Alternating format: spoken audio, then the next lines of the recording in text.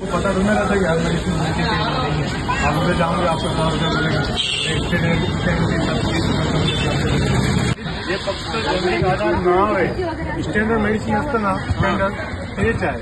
फक्त कसं असतं स्टँडर्ड मेडिसिनचं ते कंपनीमध्ये बनवून डॉक्टरकडे डिस्ट्रीब्युटरकडे MR असते ते सगळं त्याचे एवढं मोठं चेन असते ना म्हणून ते महाग असते. आमच्याकडे कंपनीमध्ये बनवलं डायरेक्ट रिटेल काउंटरमध्ये. मिल गया लोगों को सस्ता उपचार, बंद हुआ महंगा दवाई बाजार. मिल गया लोगों को सस्ता उपचार, बंद हुआ महंगा दवाई बाजार. मिला हाथों को काम ऐसा अर्जुन का नाम, खुली जनता